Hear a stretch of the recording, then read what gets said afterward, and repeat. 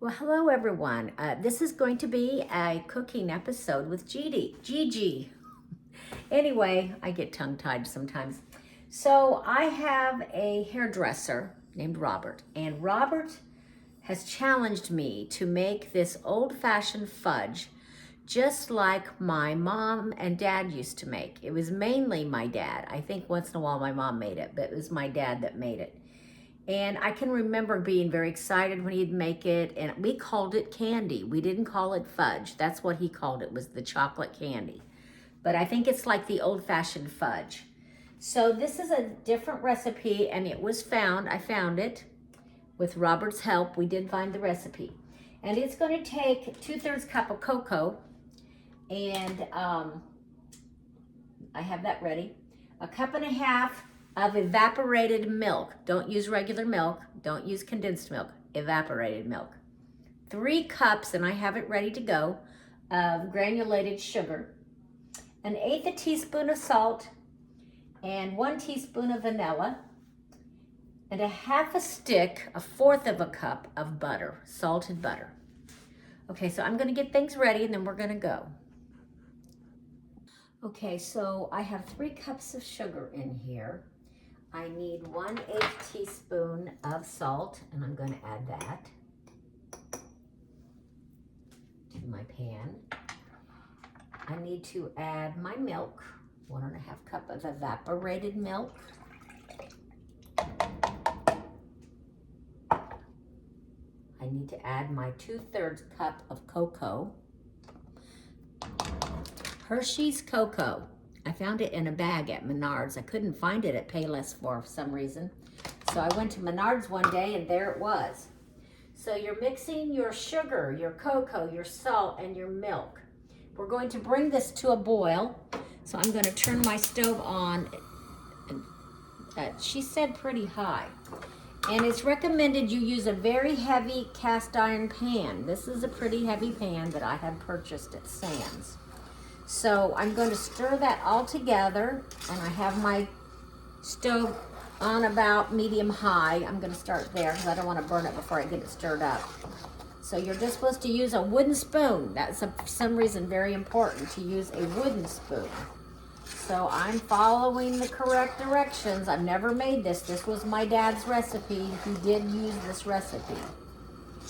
And I can remember him telling me when it was done, the way he would find out, he didn't have a candy thermometer. He would put a dripping of it in some cold water, like in a coffee cup. I remember that so well. And if it makes a ball, then that means it's done, a soft ball. So this is kind of a very timely thing to make. It's kind of different. It's not that fudge where you use your marshmallow cream and your chocolate chips, which I think is pretty easy, and it is delicious fudge. But I'm making this for my hairdresser, Robert. This will be his Christmas present. And it's supposed to be put in an 8x8 square pan. I suppose if you had a smaller round pan, that would work too. I am going to line my pan that I do have here. I'm going to line it with some foil, and then I think I will spray the foil with some butter. Now, years ago, my dad would use one of those sort of oblong platters, oval shape, and he would butter the platter. I would say he might have doubled the recipe, but I don't know that for sure. But the lady that I was watching on this recipe said, whatever you do, don't double the recipe. If you want more, then make 2 recipes. I don't know, she seemed to think that that was an issue somehow. So anyway, we are going to stir it pretty much the whole time right now. And we can make sure that once it starts boiling, we're going to stop stirring it. And then we're going to let it, put the butter and the vanilla in and let it set for a bit to let it cool a little. And then you're going to stir the heck out of it. You have to really stir it. Now we're supposed to let this boil until it gets to the temperature of 234. And she said she would like to sometimes just boil it till it's up to 240, but I think I'm gonna stick to the 234. And I do have a candy thermometer that I got out somewhere. Here it is. So I'm gonna place that in my pan, make sure that it's working. I haven't used this in a long time. And you gotta make sure the tip of your thermometer doesn't touch the bottom of the pan. You just want it to touch the side of the pan. So I'm going to work on getting my candy thermometer in there. So my candy thermometer doesn't seem that stable, so I think when I'm stirring it, I'm gonna have to hold it. But that's okay. It is definitely, the temperature is rising. I guess this recipe can be persnickety, so I'm going to try really hard to be successful on this. I do like to try new recipes. I have a lot of recipes that I use frequently, but I love to try new things too. As you can see, I'm still stirring it. It's boiling. It's up to about a little over 200 right now. Oh boy. I'm going to turn that down just a little. She did say if it starts boiling like it's going to boil over, you could turn it down a little, and it was definitely looking like it was going to boil over. So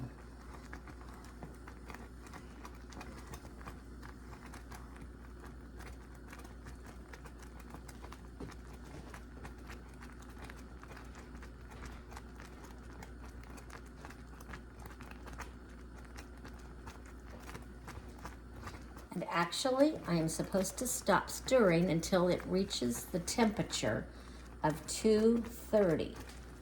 And at this time, we're about at 225. So I'm not gonna stir anymore. When it gets a little bit hotter, it should be done, or it should be ready for the next step. Okay, it's been boiling right along and I have not been stirring it. It's close to 230. It's more like at 220 right now. Just for the heck of it, I am gonna take a stringing of it and try it in my water because I wanna see if it makes a small ball or not. I don't think it's quite ready for that yet. So my dad used to take his finger in there and make a ball, and see, it's not making a ball. So it is not ready. I'll get some more water ready because I kind of wanna do it like he did too, along with watching the candy thermometer. Okay, let's see, where are we? I might go back up a little bit on my temperature because it seems like it's slowly going up now. She did mention that if it stops getting hotter to turn your heat up a little. It seems odd to me not to be stirring it though. So I have stuck this little bit of that in the water and it is making a little ball. So I do believe it's ready to go. And it is responding on the candy thermometer to be at the correct temperature. So now I'm just gonna turn that off and I'm going to add my butter. I have it cut into 4 pieces. Just add the butter. And then I'm gonna add a teaspoon of my vanilla. And then you need to let it sit there until it gets down to the temperature, I think it was 110. So I'm gonna watch the candy thermometer. Once it gets down to that temperature, that's when I start stirring it. But for right now, I'm where I need to be, and I will stir it in a few minutes.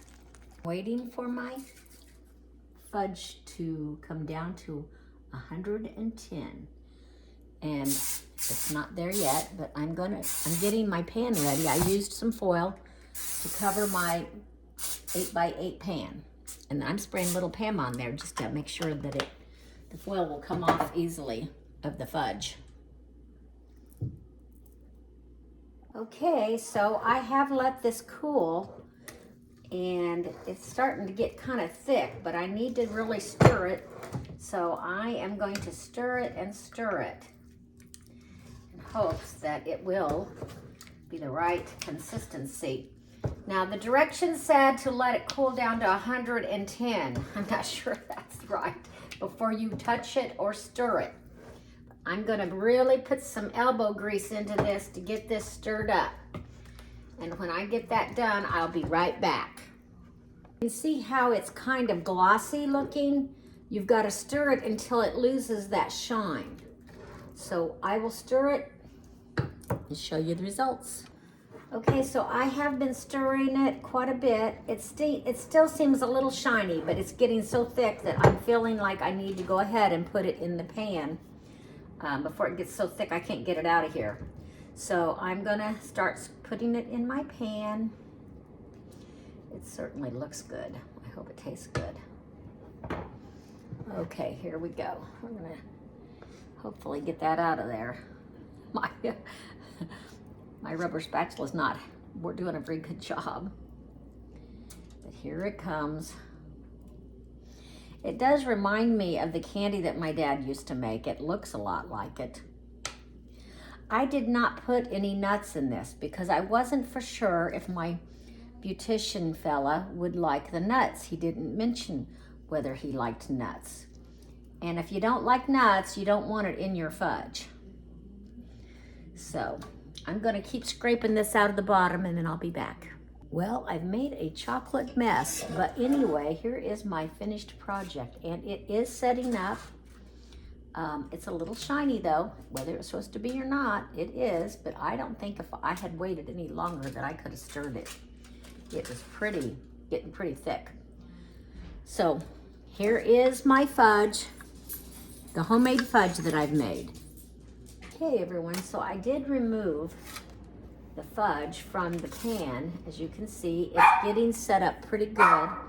Bella's barking at something. And I'm not quite ready to cut it yet. I'm gonna let it get a little bit cooler and I'll be back. Okay everyone, here is the fudge that I made, the old-fashioned recipe like my dad used to make and like my beautician's mom made. This is kind of why he was wanting it. He always liked that. So I'm trying to cut it into some pretty small pieces because it's very rich. So I'm doing that. It looks like it's about right. I don't like it to be too hard. I'm gonna finish cutting it and then I'll try a piece. Okay, so I am very pleased with the consistency of how it turned out. I'm gonna go ahead and take a piece and I will try it to let you see my thoughts. I have not had this in years since my dad made it. I'm pretty excited to give it a try.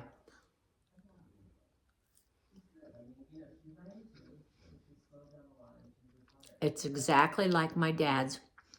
You know, sometimes I remember his could be grainy. This is pretty smooth. And it's not too hard. It's still kind of creamy. So anyway, this is the Hershey's Cocoa old-fashioned fudge that my dad Joe used to make. And my friend Robert's mom made it too. So this is all gonna go to him. Merry Christmas to Robert. He does a great job on my hair. I really appreciate him.